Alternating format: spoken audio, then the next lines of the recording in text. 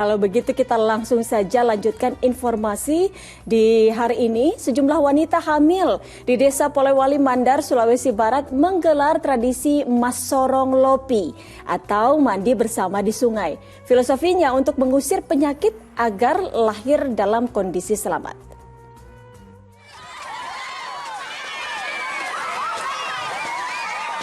Keseruan dimandikan secara bersama-sama tampak dari sejumlah wanita hamil yang menggelar tradisi Masorong Lopi di Desa Tapango, Polewali Mandar. Mengawali rangkaian upacara adat, perahu yang telah diberi sesajen dan didoakan oleh tokoh adat atau tokoh agama dilarungkan ke sungai sebagai filosofi tolak bala.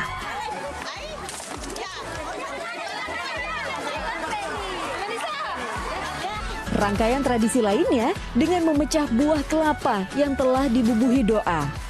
Kelapa diyakini sebagai simbol kehidupan bahwa seluruh bagiannya memiliki nilai manfaat. Seluruh penyakit yang ada pada janin atau anak yang ada dalam kandungan, kemudian ibu yang melahirkan terhanyutkan oleh air.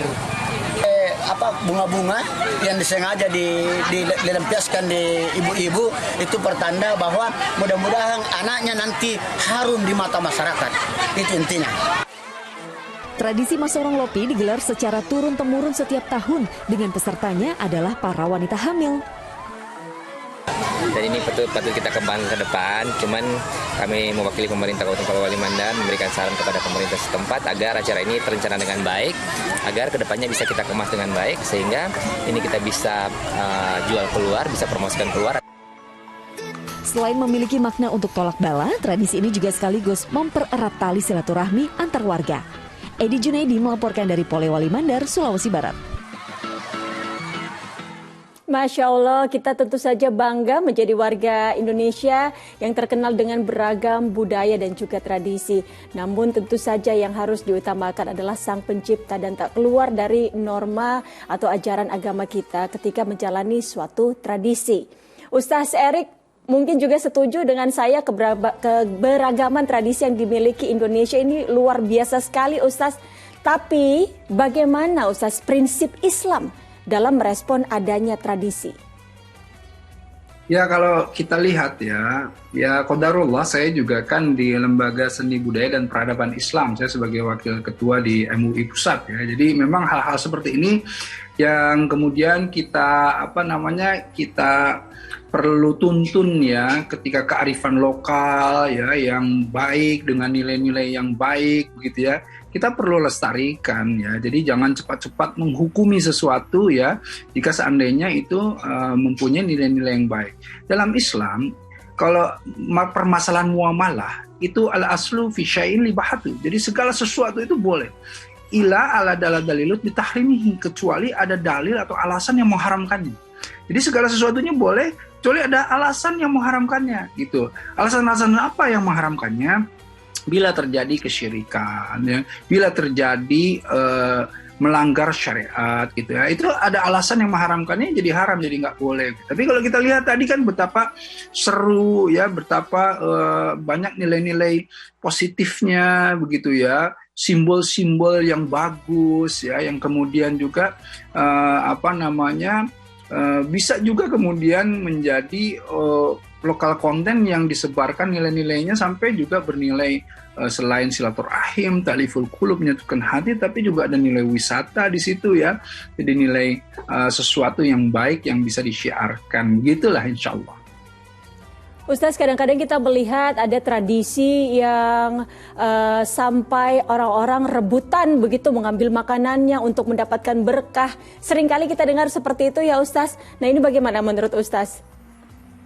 Ya inilah ya, jadi artinya itu kan seru-seruan sebetulnya, seru-seruan, tapi jangan sampai kita keluar dari maknanya gitu. Jangankan rebutan berkah ya, orang kalau nikahan kemudian sawer kan juga rebutan duit gitu ya, sama aja, tapi intinya itu seru-seruan, jangan sampai kemudian berlebihan, jadi jangan sampai kemudian jadi membahayakan. Kan ada kaidah la darara wala dirara, jangan membahayakan orang lain, jangan membahayakan diri sendiri gitu ya.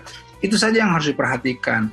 Kalau permasalahan tadi rebutan berkah dan lain-lain, itu sebagai simbol sebetulnya, sebagai simbol. Seperti misalnya begini, dulu juga saya bersama guru-guru saya dulu, kalau misalnya kiai saya tausiah itu setelahnya gitu rebutan airnya, rebutan berkahnya gitu ya. Itu sebetulnya asal jangan berlebihan ya nggak masalah gitu ya.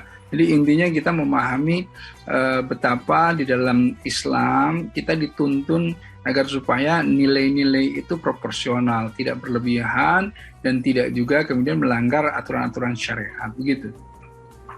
Ustaz Erik, nah ini kan budaya atau kearifan lokal ini selalu berkaitan dengan hidup manusia. Bagaimana Ustaz kita membedakan suatu tradisi dan ajaran yang tertera pada hadis Nabi?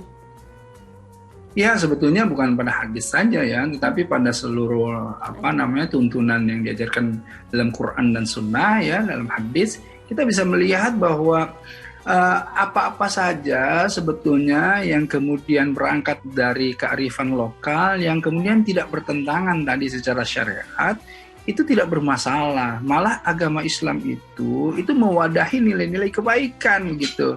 Ya, kalau kita lihat betapa para pendakwah kita terdahulu ya dengan simbol di zaman keemasan Wali Songo misalnya ya, itu juga kan mewadahi konten-konten kearifan lokal ya atau tradisi-tradisi budaya lokal yang kemudian diberikan atau ada semacam islamisasi gitu.